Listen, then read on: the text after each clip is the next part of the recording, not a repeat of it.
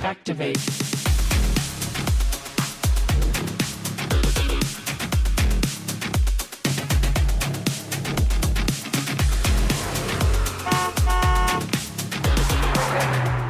Kata siapa mobil listrik itu ribet? Yuk kepoin Let's Drive episode kali ini yang diperuntukkan untuk kamu yang mencari mobil keren, stylish, dompet tetap ramah, dan yang paling penting buat kamu lupa untuk pergi ke SPBU. Kita review bareng. Ini dia MG4 EV.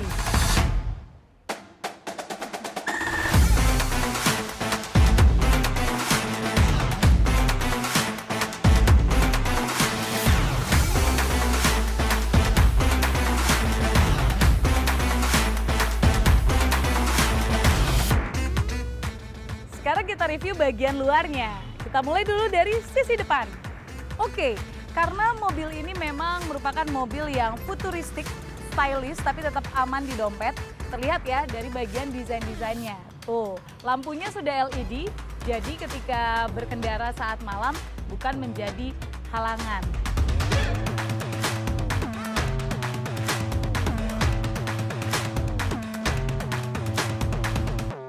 Kenapa ya dari tadi aku bilangnya adalah mobil ini sangat stylish? Karena buat kita yang nggak begitu mengerti mesin, otomatis bagian-bagian yang keren kayak gini harus ditonjolkan. Bagian grillnya ini memang terbilang kecil ya, tapi ini bukan menjadi alasan mobil ini kehilangan jati diri kekerenannya. Karena untuk mobil listrik dengan grill yang seperti ini rasanya udah mantap. Kita ke bagian sampingnya. Ada banyak lekukan-lekukan yang memang membuat tampilan mobil ini terasa lebih ramping. Desain yang sangat stylish tetap secara konsisten ditunjukkan oleh MG4 EV. Kalau diperhatikan semuanya memang sangat matching. Tuh, bagian bawahnya terdapat banyak garis-garis yang sangat fokus. Jadi ini memang seperti sudut yang membuat tampilan mobil ini semakin terlihat ramping. Tapi jika mobil ramping kayak gini, apa kira-kira di bagian dalamnya juga kecil? Nanti kita akan cari tahu ya. Sekarang kita ke sisi belakangnya. Terlihat sporty. Jadi ternyata ada nilai plus dari mobil ini adalah sporty. Sportinya seperti apa? Ada bagian sayap seperti ini yang membelah, jadi tampilannya stylish dan juga sporty. Terlihat di bagian belakangnya. Lalu kalau misalnya kita lihat di bagian sisi lampunya, sudah sangat futuristik sekali, menonjolkan brand juga. Dan kita akan buka bagian bagasinya. Untuk membuktikan apa iya mobil ramping bagasinya kecil. Wah, ternyata tidak, bagasinya besar. Ini cukup ya untuk bawa koper kalau yang suka pergi nganterin teman ke bandara, bisa. Bahkan di sini juga ada ruang lagi untuk penyimpanan barang. Bagian bagasi udah, bagian samping udah, saatnya bagian dalam. Sebelum aku masuk nih Sobat Antara, masih paralel sama bagasi tadi. Jadi buat yang ngerasa butuh space lebih lega karena misalnya bawa barang banyak, ada koper dan lain-lain, ini ternyata bisa dilipat. Jadi bisa menambah ruang untuk bagasi kamu. Nah, sekarang kita cari tahu bagaimana ya dari sisi penumpang. Oke, kalau mobil listrik biasanya udah terkenal banget atau umum lah memiliki legroom yang luas, terus juga headroom yang agak tinggi. Nah, mobil satu ini ngejawab itu juga, jadi memang legroomnya cukup. Terus kalau buat Ovi yang tingginya sekitar 158-160, headroomnya memang terasa masih lega. Tapi ini buat yang tingginya mungkin sekitar 175, agak mepet banget ya, tapi masih nyaman.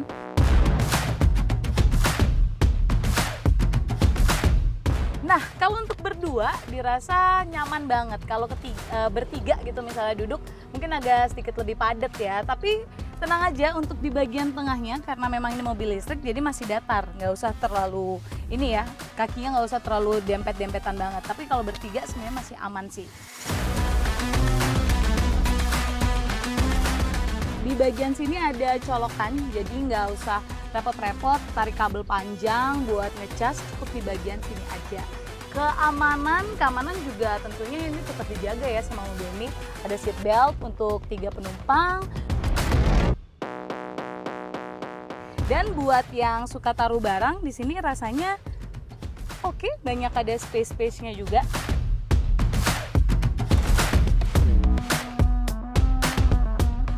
Dan yang pasti mobil ini adem. Sekarang kita review bagian depan yuk. Yuk kita keluar dulu. Iya, sebelum kita review dari sisi depan atau pengemudi, ada yang mau Ovi kasih lihat yaitu di bagian sini nih. Tada, sudah menggunakan CCS2. Jadi ini memang sangat umum ditemukan di SPKLU yang ada di Indonesia. Mudah ya untuk pengisian listriknya, jadi nggak usah khawatir. Sekarang kita yuk review dari sisi pengendara alias pengemudi.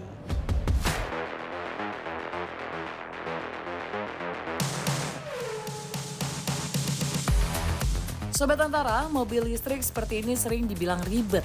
Tapi begitu dicoba langsung, yang terasa justru sebaliknya. Semuanya serba tenang. Nggak ada suara mesin, nggak ada getaran berlebihan, dan itu bikin suasana di dalam mobil jadi lebih santai, bahkan saat jalanan lagi padat.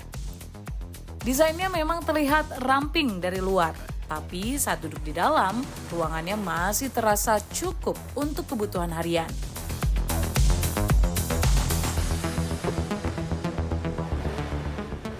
Langsung aja masuk dan duduk di belakang setir. Oke, kita mulai dulu dari bagian depan ya. Jadi ketika masuk jok ini tentunya yang menjadi poin penting. Nah, kalau joknya sendiri ada semi kulit, terus juga ada non kulit, tapi ngebuat tetap nyaman, nggak licin, ya penting banget.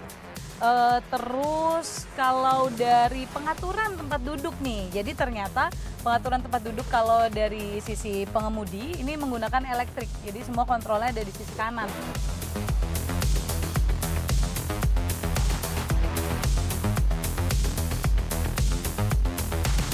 Sementara kalau non pengemudi alias penumpang itu semuanya menggunakan manual, nggak elektrik. Sebenarnya enak ya kalau elektrik, gampang adjustnya, jadi kayak disesuaikan itu tuh, sampai tinggi berkendara juga bisa disesuaikan. Oke, itu kalau dari sisi joknya. Sekarang kita bahas dulu di sisi setirnya atau kemudinya nih. Kalau kemudinya tentu jelas ya, logo di sini terpampang nyata, terus juga ada beberapa tombol-tombol yang bisa dibilang nih tombol-tombol standar untuk memudahkan kita navigasi atau mau mencari apa lah. Misalnya ada tombol-tombol kayak volume, telepon, dan juga tombol arahan lainnya.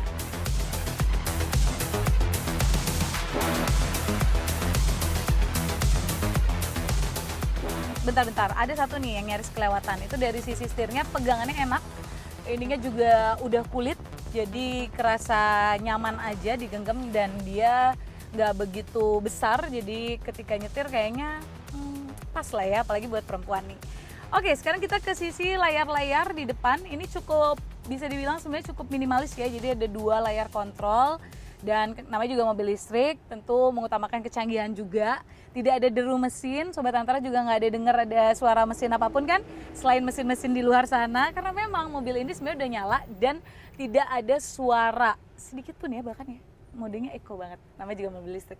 Oke, kalau untuk fitur-fitur di sini masih fitur yang standar, gampang juga dioperasikan, mulai dari pengaturan AC, terus juga misalnya mau switch dari dengerin radio ke Spotify, itu semuanya juga udah ada.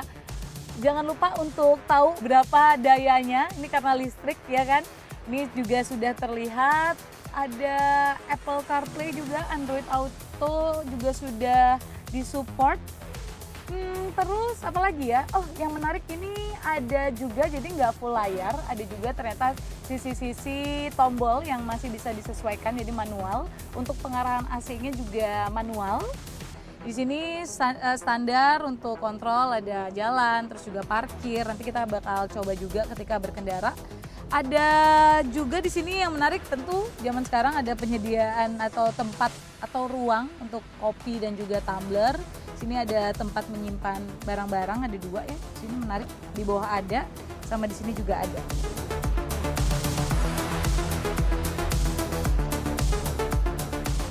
Bagian atasnya sini seperti biasa kalau silau, bisa taruh kacamata, ada lampu juga. Minimalis sih sebenarnya untuk ukuran mobil listrik ya.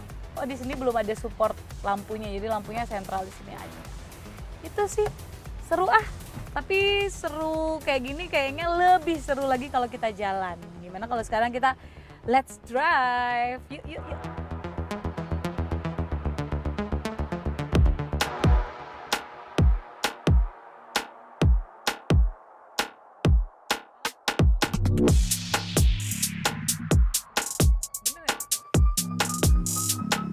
Oke Sobat Antara, sekarang Ovi mau kasih beberapa testimoni ya, atau beberapa notes nih ketika membawa mobil satu ini. Jadi kalau kita baru lihat sekilas atau baca beberapa reviewnya, ini kan mobil merupakan mobil yang sporty ya. Jadi biasanya kalau mobil-mobil sporty itu ketika guncangan atau kita ngecek suspensinya itu memang cukup keras gitu kan untuk menstabilkan, dan memang mobil sporty kan selalu seperti itu. Tapi tadi udah coba buktiin cari beberapa jalan yang nggak mulus, jadi ada beberapa jalan yang bergelombang. Sebenarnya nggak terlalu keras yang gimana ya, kalau beberapa waktu dulu sempat bawa mobil yang sport banget itu kan memang berasa ya kerasnya, tapi kalau mobil yang satu ini ternyata nggak sekeras itu gitu, jadi guncangannya masih aman, masih nyaman juga. MG4 EV ini bukan tipe mobil yang bikin kita mikir harus ekstra hati-hati, tapi justru bikin cepat beradaptasi. Jika Sobat Antara merupakan pengemudi yang terbiasa dengan mobil bensin, akan ada sedikit penyesuaian di awal, terutama soal respon gas dan rem. Tapi setelah beberapa menit, semuanya mulai terasa natural. Memang ketika membawa mobil ini, itu kita harus adjust banget ya bagian rem dan juga gas dan juga remnya. Jadi misalnya kalau mobil umum nih yang bisa menggunakan mesin, ketika kita mau perpindahan antara rem dan juga gas, itu kan akan mobilnya melambat ya secara perlahan kayak gitu. Tapi kalau mobil ini memang ada beberapa tarikan yang cukup berasa gitu, tapi nggak ganggu-ganggu banget sih. Di sini yang cukup jadi nilai lebihnya nih ada, jadi kan di depan ada semacam layar. Nah di layar ini tuh dia bisa mendeteksi bahkan sampai motor. Jadi kita bisa mencari dan melihat gitu di depan tuh kira-kira ada apa ya, obstacle apa, atau ada motor atau ada mobil yang tiba-tiba nyalip. Jadi itu udah langsung kebaca, bahkan bis di depan ada bis pas itu bisa langsung ketahuan. Ini jadi nilai lebih aja sih dibanding mobil-mobil lain gitu.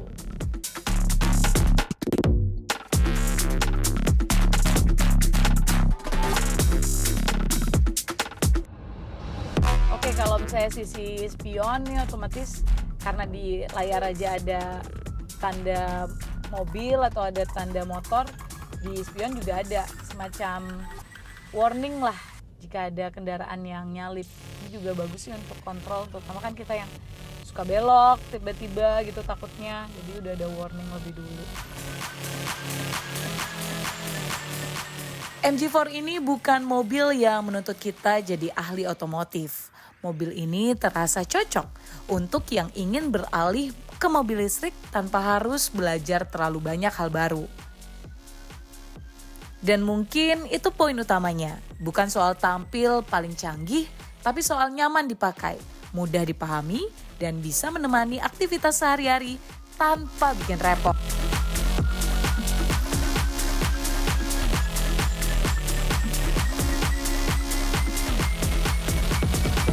Sobat Antara, itu dia perjalanan Ovi barengan sama MG4 EV. Seru, menyenangkan, mungkin beberapa yang jadi catatan karena ini memang konsepnya mobil sporty, jadi memang ada beberapa suspensi atau guncangan, tapi masih nggak berasa banget jika dibandingkan mobil-mobil sport lainnya. Terus buat yang pengen sama mobil ini tapi baru beralih dari mobil mesin ke mobil elektrik, jadi beberapa adjust itu harus disesuaikan ya, terutama beberapa fitur-fitur di dalamnya. Tapi rasanya kalau seminggu aja udah bawa mobil ini, udah kebiasa juga sih.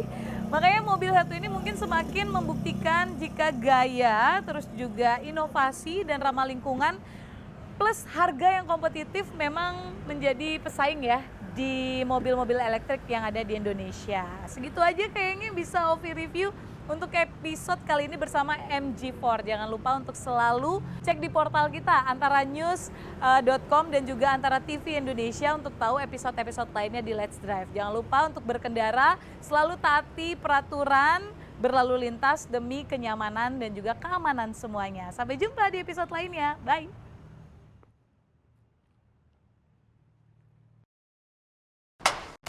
Bahkan mobil ini ngebuat kamu lupa ngapain gini-gini. Sekarang kita review bagian luarnya. Kita mulai dulu dari yuk kita ke bagian depan.